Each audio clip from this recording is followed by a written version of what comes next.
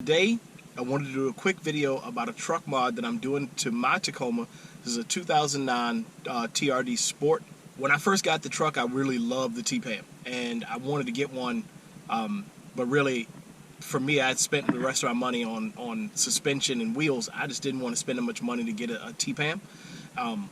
So looking around, I saw something on Tacoma Beast website, and this is a fishing channel. I immediately recognized what it was and realized that I could do it in a DIY fashion and save myself a lot of money.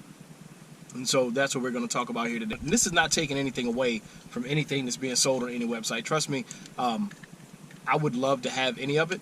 So what I have here, for those of you who are not familiar with kayak fishing or the fishing world, right here, it's got a couple screws in it. That's a track mount. Okay, these are used on kayaks to mount accessories, fishing rod holders, electronics, and just generally anything you want to mount to it. In this case, I'm using it to mount a 1-inch ram ball. So the way this works, it's got a T-nut, and that T-nut slides right into the track, and then you screw it down. So what you can do is you can actually move this T-nut and lock it down anywhere on that track that you want. And it's just a simple turn, twist and lock, and it's not going anywhere. Okay, these are, you can toss a kayak around and these won't move. So what I've done is, and I'll link everything below, is I just went on the internet. Actually, I got the mount from Appomattox River Company because I wanted to make sure it would fit, but you can find them on the internet.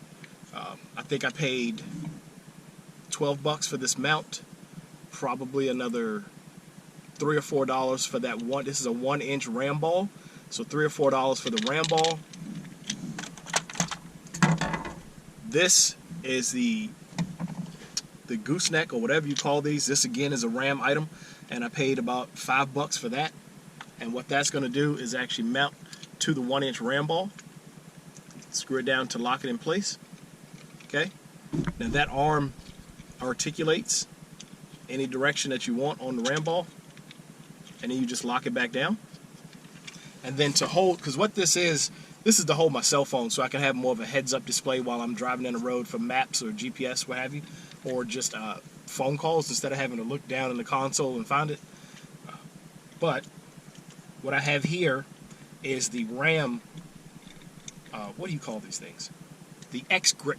This is a Ram X grip. And that's designed, this is a small one. It's designed to hold a cell phone. So these arms actually move, and then they come up and lock on the sides of your phone and hold your phone in place. I'll see if I can get my phone and show you real quick.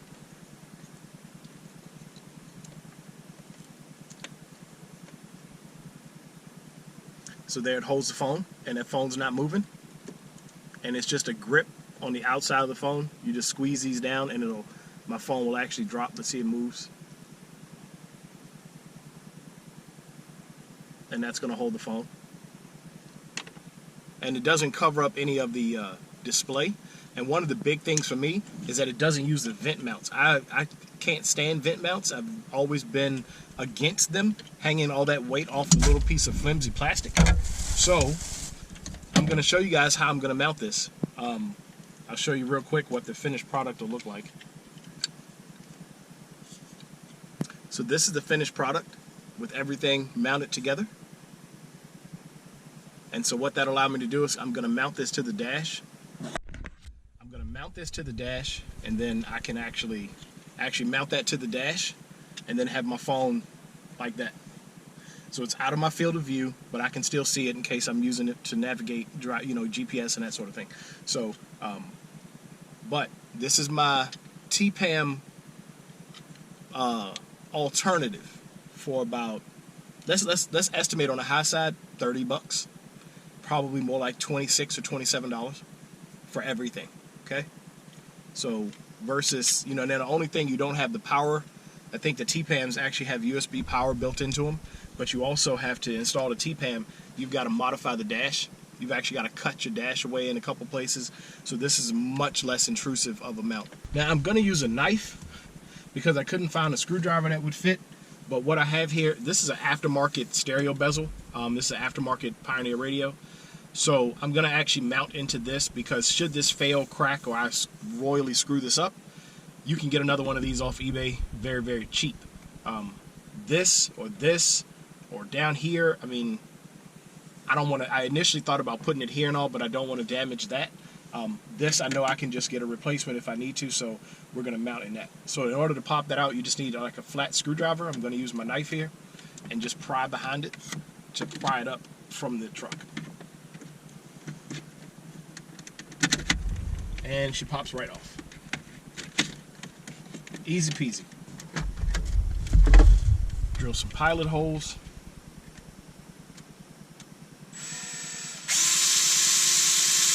When I drilled this hole, I drilled it smaller than I needed it to be. And then I actually took, these are 8 32 by 3/4 machine thread screws. And then I actually screwed the screw into the plastic. That's just something I learned from kayaks to help seal the hole, give you a tighter fit. So I didn't want any slop in the hole.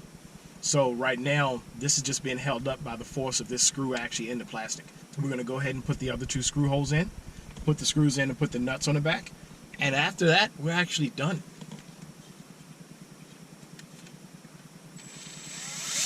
This is what it looks like after I mounted it. Again, this is just an accessory rail mount for a kayak. I just put 3 screws through it. It's pre-drilled, 3 screws, put nuts on the back. I'm gonna snap this back onto the dash, and that's gonna be it. This is for real like a 5-minute mod.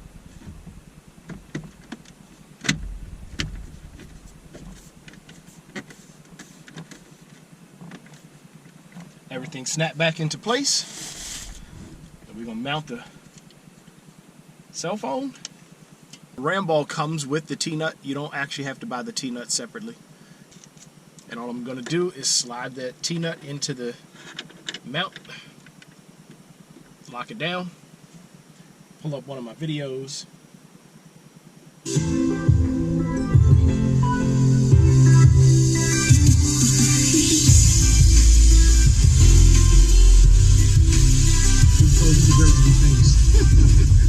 Alright, so I can cut it. Guys, I am back at the launch. We're done for the day. But I met and that's it. It's like a 5-minute mod, and that's pretty sturdy. Off-roading, whatever you want to do, heads up. You don't have full functionality of my vents. I didn't have to screw into my vents. And again, this is an aftermarket part, so I'm not worried about breaking it. And I'm good to go. So there's your 4-minute TPAM option. I guess that's what I'll call the video. 4-minute TPAM option.